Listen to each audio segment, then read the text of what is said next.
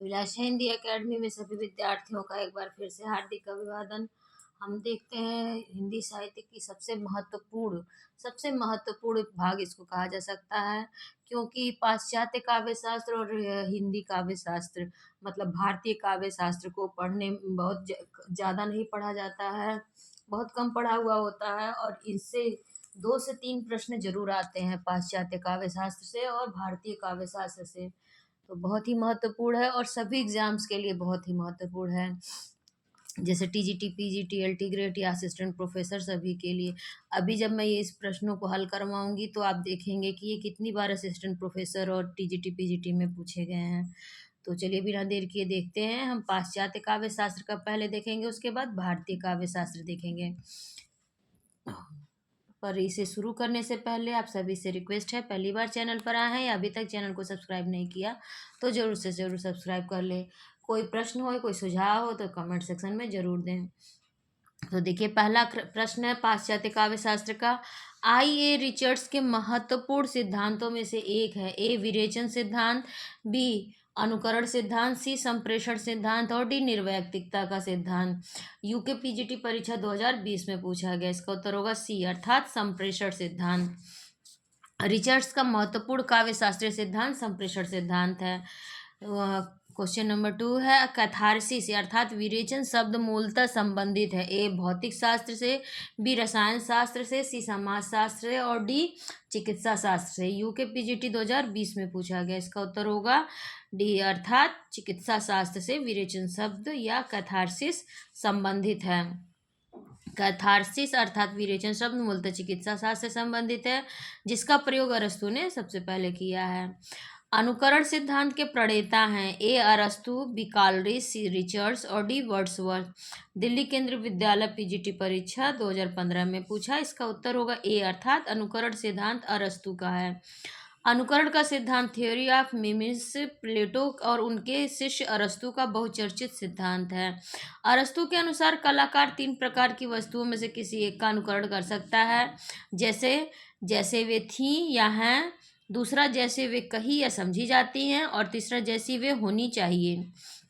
चौथा प्रश्न है अरस्तु के अनुकरण सिद्धांत में कौन सी एक बात नहीं है। ए कविता जगत की अनुकृति है, बी अनुकरण की प्रक्रिया आनंददायक है, सी अनुकरण से हमें शिक्षा मिलती है और डी काव्य प्रकृति का अनुकरण नहीं है। उत्तर प्रदेश 47वीं असिस्टेंट प्रोफेसर परीक्षा 2019 में पूछा गया है। इसका उत्तर होगा डी अर्थात अरस्तु के अनुकरण सिद्धांत के संदर्भ में कथन नहीं है कि काव्य प्रकृति का अनुकरण नहीं है। वस्तुतः अरस्तु काव्य को प्रकृति का अनुकरण मानते हैं। अरस्तु के अनुसार कविता जगत की अनुकृति है, अनुकरण की प्रक्रिया आनंददायक है और अनुकरण से हमें शिक्षा मिलती है। 5वां प्रश्न विरेचन सिद्धांत के प्रतिपादक कौन है। ए प्लेटो, बी सुकरात, सी होरेस और डी अरस्तु। इसका उत्तर होगा डी अर्थात अरस्तु हैं विरेचन सिद्धांत के प्रतिपादक। विरेचन संबंधी अपने अवधारणा अरस्तु ने त्रासदी के संबंध में दी थी, क्योंकि प्लेटो ने त्रासदी पर ही यह आरोप लगाया था कि वह मनुष्य की हीन भावनाओं को जागृत कर उसे कमजोर बनाती है, इसलिए यह मानसिक स्वास्थ्य की दृष्टि से अहितकर है। इसी मान्यता का खंडन करते हुए अरस्तु ने विरेचन सिद्धांत दिया था। 6वां प्रश्न प्रिंसिपल ऑफ लिटरेरी क्रिटिसिज्म पुस्तक के लेखक हैं। ए रिचर्ड्स, बी क्रोचे, सी प्लेटो और D Elliot. Uttar Pradesh 47वीं assistant professor परीक्षा 2019 में पूछा गया। इसका उत्तर होगा ए अर्थात Richards. Principle of literary criticism पुस्तक के लेखक रिचर्ड्स हैं। रिचर्ड्स ने पाश्चात्य काव्य शास्त्र आलोचना में मूल्य सिद्धांत, संप्रेषण सिद्धांत तथा काव्य भाषा सिद्धांत दिया है। रिचर्ड्स की पुस्तकें हैं meaning of meaning, the fountain of aesthetics, practical criticism, philosophy of rhetoric, science and poetry. Croce के अभिव्यंजनावाद का संबंध वक्रोक्ति सिद्धांत के साथ मानने वाले विद्वान हैं। ए आचार्य हजारी प्रसाद द्विवेदी, बी डॉक्टर नागेंद्र, सी डॉक्टर रामविलास शर्मा और डी आचार्य रामचंद्र शुक्ल। उत्तर प्रदेश 46वीं असिस्टेंट प्रोफेसर परीक्षा 2014 में पूछा गया। इसका उत्तर होगा डी अर्थात क्रोचे के अभिव्यंजनावाद का संबंध भारतीय वक्रोक्ति सिद्धांत के साथ मानने वाले विद्वान आचार्य रामचंद्र शुक्ल हैं। वक्रोक्ति सिद्धांत आचार्य कुंतक का है। इनका प्रमुख ग्रंथ वक्रोक्ति जीवितम है। वक्रोक्ति सिद्धांत द्वारा ही सर्वप्रथम भारतीय काव्यालोचना के इतिहास में कलावाद की प्रतिष्ठा हुई। अपने इंदौर भाषण के दौरान आचार्य रामचंद्र शुक्ल ने क्रोचे के अभिव्यंजनावाद को भारतीय वक्रोक्ति सिद्धांत का विलायती संस्करण कहा है। अगला प्रश्न है मिलान करने वाला। इसमें देखिए पेरिप्सूस लॉन्जाइनस का है, पोएटिक्स अरस्तु का, एस्थेटिक क्रोचे का और इयोन प्लेटो का सिद्धांत है। ये भी उत्तर प्रदेश 46वें असिस्टेंट प्रोफेसर परीक्षा 2014 में पूछा गया था। इलियट का मूर्त विधान भारतीय काव्य, एक बार फिर से देख लेते हैं, पेरिप्सूस लॉन्जाइनस का, पोएटिक्स अरस्तु का, एस्थेटिक क्रोचे का और इयोन प्लेटो का सिद्धांत है। इलियट का मूर्त विधान भारतीय काव्य शास्त्र के किस तत्वों से तुलनीय है? ए साधारणीकरण, बी रीति, सी विभावना व्यापार और डी प्रतिभा। पीजीटी परीक्षा 2000 में पूछा गया है, इसका उत्तर होगा सी अर्थात विभावना व्यापार। इलियट ने अपने बहुचर्चित निबंध हेलमेट एंड हिज प्रॉब्लम्स में मूर्त विधान की व्याख्या एवं प्रतिपादन किया है। उनकी मूर्त विधान की अवधारणा को भारतीय काव्य शास्त्र के विभावना व्यापार से संबंधित अवधारणा के एकदम निकट माना जाता है। मूलतः यह प्रक्रिया अमूर्त के मूर्त अथवा व्यक्तिक के निर्व्यक्तिक के रूपांतरण की प्रक्रिया है। अगला है 10वां प्रश्न, विखंडनवाद का जनक माना जाता है। ए रूसो को, बी देरिदा को, सी सास्यूर को और डी रिचर्ड्स को। टीजीटी परीक्षा 2021 और उत्तर प्रदेश 46वें असिस्टेंट प्रोफेसर परीक्षा 2014 में पूछा गया। इसका उत्तर होगा बी अर्थात विखंडनवाद अंग्रेजी के डीकंस्ट्रक्शन का हिंदी पर्याय है। कुछ सिद्धांत बने, कुछ विद्वान इन्हें विरचनवाद, विनिर्मितवाद भी कहते हैं। विखंडनवाद के जनक जॉक देरिदा हैं। देरिदा की प्रमुख पुस्तक है ऑफ ग्रामेटोलॉजी। कविता अपने मूल रूप में जीवन की आलोचना है, किसने कहा है? ए वर्ड्सवर्थ, बी टेनिसन, सी शैली और डी मैथ्यू अर्नाल्ड। पीजीटी परीक्षा 2013 में पूछा गया है, इसका उत्तर होगा डी अर्थात मैथ्यू अर्नाल्ड ने कहा है। मैथ्यू अर्नाल्ड ने कहा कविता अपने मूल रूप में जीवन की आलोचना है। वर्ड्सवर्थ का विचार है कि कविता प्रबल अनुभूतियों का सहज उद्रेक है, जिसका स्रोत शांति के समय में स्मृत मनोवेगों से फूटता है। शैली के विचार में सर्व सुखी और सर्वोत्तम मनों में सर्वोत्तम और सर्वाधिक सुखपूर्ण क्षणों का लेखा कविता है। 12वां प्रश्न है सौंदर्य की व्याख्या करते समय क्रोचे ने अभिव्यंजना के कितने स्तरों का उल्लेख किया है? ए है 2, बी है 3, सी है 5, डी है 4। इसका उत्तर होगा डी अर्थात 4। पाश्चात्य काव्य शास्त्री क्रोचे सौंदर्य की व्याख्या करते समय अपने अभिव्यंजना सिद्धांत में अभिव्यंजना के 4 भेद करते हैं। वस्तुतः वे कला सृजन की प्रक्रिया के 4 स्तर मानते हैं।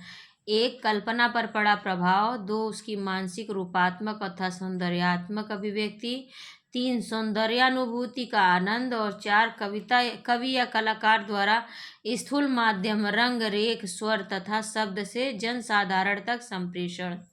क्रोचे के अनुसार चेतना की क्रियाएं हैं, एक सैद्धांतिक क्रिया है और दूसरा व्यवहारिक क्रिया।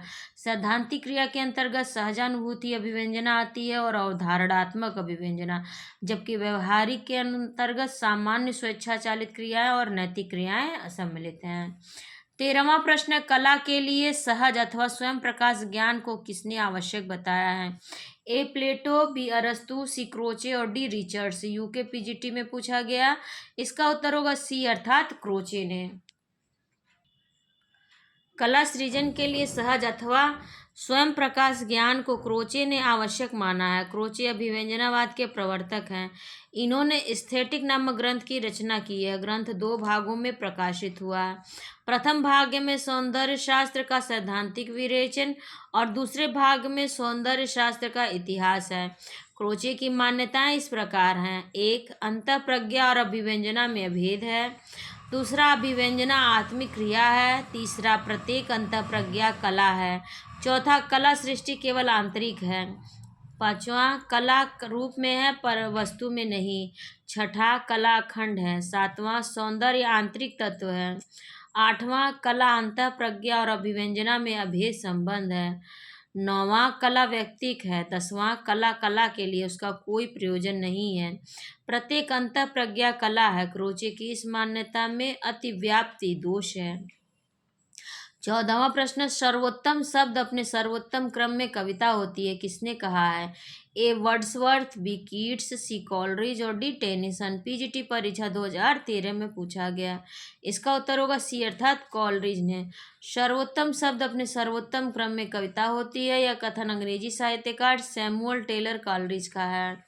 15वां प्रश्न, लॉन्जाइनस के अनुसार इनमें से महान काव्य का उत्पत्ति कारक है? ए क्षुद्रता, बी अल्पज्ञता, सी आत्मिक भव्यता और डी कटुता। यूके पीजीटी 2020 में पूछा गया। इसका उत्तर होगा सी अर्थात आत्मिक भव्यता। लॉन्जाइनस के अनुसार महान काव्य की उत्पत्ति का कारक आत्मिक भव्यता है। इनकी काव्य शास्त्रीय स्थापना उदात्त सिद्धांत के नाम से प्रसिद्ध है, जिसको इन्होंने अपने ग्रंथ पेरीप्सुस या पेरीहुप्सुस में प्रतिष्ठित किया है। लॉन्जाइनस अपने उदात्त विचार को आत्मा की भव्यता कहते हैं। वे कहते हैं उदात्त महान आत्मा की प्रतिध्वनि है। विचारों की भव्यता के बिना महान एवं अमर रचना की सृष्टि वे संभव नहीं मानते हैं। 16वां प्रश्न है, हमारे सबसे मधुर गान वे हैं जिनमें विषादपूर्ण भाव व्यक्त किए गए हैं। पंक्ति किसकी है? ए शैली, बी टेनिसन, सी वर्ड्सवर्थ और डी कीट्स। पीजीटी परीक्षा 2013 में पूछा गया। इसका उत्तर होगा ए अर्थात शैली। हमारे सबसे मधुर गान वे हैं जिनमें विषादपूर्ण भाव व्यक्त किए जाते हैं। ये पंक्ति शैली की है। 17वां प्रश्न, आलोचना को कला की सजगता किसने कहा है? ए मिडल्टन मरे, बी वार्ड, सी हार्बर्ट रीड और डी नॉर्मन फोस्टर। दिल्ली केंद्रीय विद्यालय पीजीटी परीक्षा 2015 में पूछा गया। इसका उत्तर होगा ए अर्थात मिडल्टन मरे ने कहा कि कला यदि जीवन की सजगता है तो आलोचना कला की सजगता है। 18वां प्रश्न, लॉन्जाइनस ने उदात्त के कितने स्रोतों का उल्लेख किया है? ए 3, बी 4, सी 5 और डी 6। यूके पीजीटी 2018 में पूछा गया। इसका उत्तर होगा सी अर्थात 5 स्रोतों का उल्लेख किया है। लॉन्जाइनस ने अपनी कृति पेरीप्सुस में औदात्य पर आधारित विचार, भाव, भाषा, अलंकार आदि को ही काव्य के लिए उचित घोषित किया था। अपने उदात्त के विवेचन में लॉन्जाइनस ने उदात्त काव्य रचना के 5 तत्व बताए हैं। वे इस प्रकार हैं: 1, महान और पुष्ट विचारों के धारण की क्षमता। 2, प्रबल भाव वेग की प्रेरणा। 3, अलंकारों की समुचित योजना। 4, अभिजात पद रचना तथा गरिमा और ऊंचाई का समग्र प्रभाव। 19वां प्रश्न, लॉन्जाइनस ने उदात्तता का विवेचन किस ग्रंथ में किया है? A poetics, B moral philosophy, C on the sublime और D critical observation. Uttar Pradesh 50वीं असिस्टेंट प्रोफेसर परीक्षा 2021 में पूछा गया। इसका उत्तर होगा सी अर्थात ऑन द सबलाइम। पाश्चात्य काव्य शास्त्री लॉन्जाइनस ने अपने उदात्त सिद्धांत का विवेचन ऑन द सबलाइम ग्रंथ में किया है। उदात्त का सर्वप्रथम निरूपण केकिलियुस ने किया था। लॉन्जाइनस ने उदात्त का मूल उद्गम कवि प्रतिभा माना है और कहा है, कवि प्रतिभा बिजली की तरह कौंधती है और पाठक को अभिभूत कर लेती है। ऐसी स्थिति में पाठक वैद्यांतर शून्य हो जाता है। 20वां प्रश्न, किस पाश्चात्य विचारक ने कला और सहजानुभूति को अभिन्न माना है? ए वेनदेतो क्रोचे, बी आई रिचर्ड, सी स्पिनगार्न और डी टी.एस. इलियट। उत्तर प्रदेश 50वीं असिस्टेंट प्रोफेसर परीक्षा 2021 में पूछा गया है। इसका उत्तर होगा ए अर्थात वेनदेतो क्रोचे ने। पाश्चात्य विचारक वेनदेतो क्रोचे ने कला और सहजानुभूति को अभिन्न माना है। पाश्चात्य काव्य शास्त्र में इनका अभिव्यंजना सिद्धांत प्रसिद्ध रहा है, जिसकी व्याख्या इन्होंने आत्मवादी दर्शन के आधार पर करके सौंदर्य तत्व की व्याख्या किया है। 21वां प्रश्न, नई समीक्षा के केंद्र में कौन है? ए कृतिकार, बी कृति, सी समाज और डी युगीन परिस्थितियां। उत्तर प्रदेश 50वीं असिस्टेंट प्रोफेसर परीक्षा 2021 में पूछा गया। इसका उत्तर होगा बी अर्थात कृति है।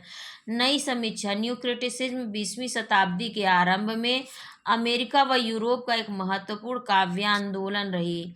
नई समीक्षा रचना या कृति को केंद्र में रखती है, न कि कृतिकार या रचनाकार को। पहली बार नई समीक्षा शब्द का प्रयोग स्पिनगार्न ने द न्यू क्रिटिसिज्म शीर्षक से अपने व्याख्यान में किया। नई समीक्षा को स्वीकृति देने का श्रेय जॉन क्रो रैनसम को है, जिन्होंने अपनी पुस्तक द न्यू क्रिटिसिज्म में इसकी व्याख्या की है। 22वां प्रश्न, प्रतीकवाद की सर्वप्रथम घोषणा करने वाले विचारक कौन थे?